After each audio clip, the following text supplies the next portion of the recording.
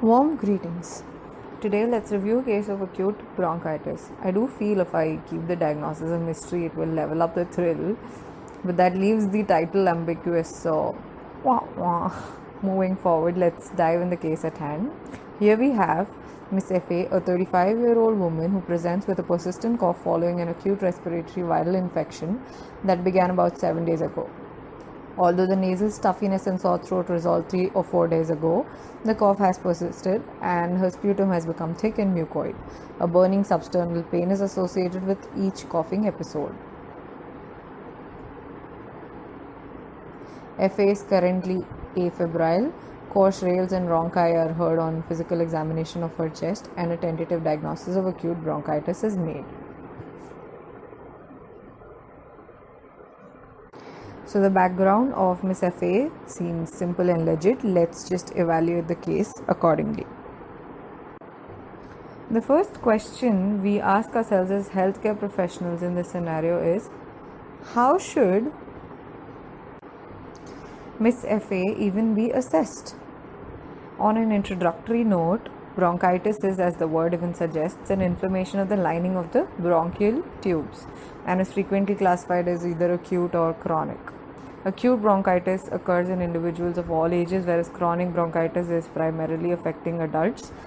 Conversely, bronchiolitis, another condition, is a disease of infancy. Over here, uncomplicated acute bronchitis is an isolated event that is characterized by, firstly, the inflammation of the larger elements of the tracheobronchial tree, and it clinically presents as cough of less than 2 to 3 weeks of duration with or without sputum production. Acute bronchitis most commonly occurs within the winter months. Cold, damp climates and or the presence of high concentrations of irritating substances such as air pollution or cigarette smoke may even precipitate the attack. What could the infectious etiology of this condition be? Well, the infectious causes of acute bronchitis are primarily viral, and that's one thing you are supposed to remember always. The most common viruses over here are influenza A and B, rhinovirus, coronavirus, parainfluenza virus 3, and RSV. Bacterial, though rare, can sometimes be a cause if the adult has an underlying pulmonary condition. Mycoplasma pneumonia appears to be a frequent cause of acute bronchitis, and other bacterial causes could also be chlamydia or Bordetella pertussis. As in case of Miss F.A., cough with or without sputum production is the most prominent clinical feature of this disease. It usually begins early in the course of the syndrome and may persist after the acute infection is resolved. The initial dry, unproductive cough may progress to one with a productive mucoid sputum, and cough is the clinical hallmark of acute bronchitis. It occurs early and will persist despite the resolution of nasal or nasopharyngeal complaints, as seen in the case of Miss F.A. Moving on, the next question relevant to the diagnosis would be, what strategies diagnostically may be required for acute bronchitis? Most healthy adults with typical symptoms of bronchitis don't really require a diagnostic evaluation. We can make a tentative diagnosis that yes, this may be acute bronchitis and provide supportive care accordingly. But if there is the presence of fever or an increased heart rate of like more than 100 beats per minute or respiratory rate more than 24 breaths per minute and signs of focal consolidation on the chest examination such as rales or egophony and phlegm-dis, then it might be suggestive of the need for a more thorough diagnostic evaluation. Diagnostic studies to reveal a causative agent are not really indicated. The next question that comes up is, now that we are aware of Miss F.A.'s condition and we are confident of the diagnosis being AB, we can ask, how should she be even managed? Primarily, the goal is to provide comfort to the patient and in the unusually severe cases to treat associated dehydration and respiratory compromise. The treatment of acute bronchitis should be a symptom-directed approach. The use of antitussive agents to control cough is important. Secondly, maintenance of adequate hydration and mist therapy would also prove helpful. The intermittent administration of antipyretics such as acetaminophen 650 mg in adults or 10 to 15 mg per kg per dose in children might be useful, or even ibuprofen of 200 to 800 mg in adults should be employed as per requirement. And what about the use of antibiotics?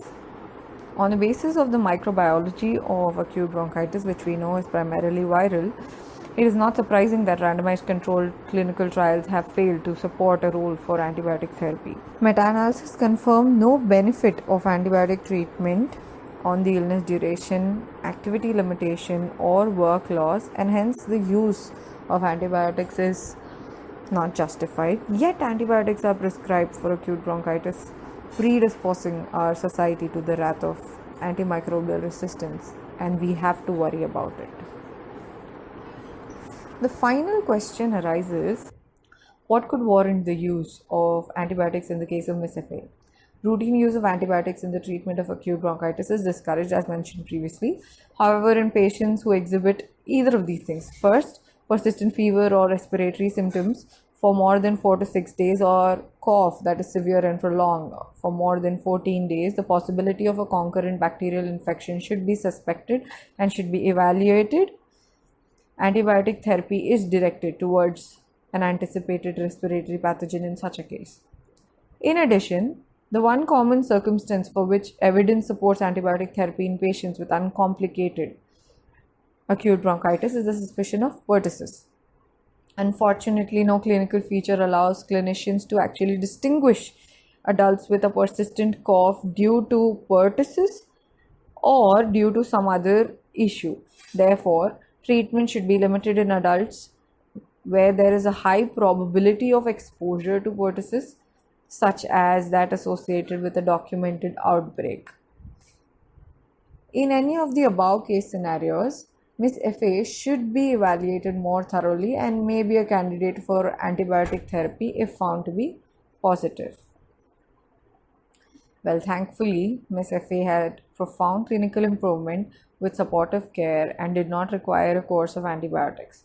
Moving on, let's recall the most important points with the nerdy nub to take away.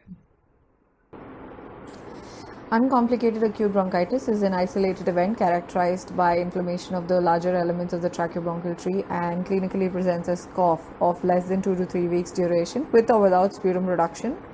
Infectious causes of acute bronchitis are primarily viral and include the following: influenza, rhino, coronavirus, parainfluenza, and RSV. Second, the goal is to provide comfort to the patient and, in the unusually severe case, to treat associated dehydration and respiratory compromise. The treatment should be directed at symptom control. Third, routine use of antibiotics in the treatment of acute bronchitis is discouraged. However, in patients who exhibit persistent fever or respiratory symptomology for more than 4 to 6 days, the possibility of a concurrent bacterial infection should be suspected, and when possible, antibiotic therapy is directed towards anticipated respiratory pathogen. Lastly, unwarranted use of antimicrobials predisposes the society with the risk of antimicrobial resistance and hence should be avoided. With this, I will be signing off. Yours sincerely, the nerd. See you next week.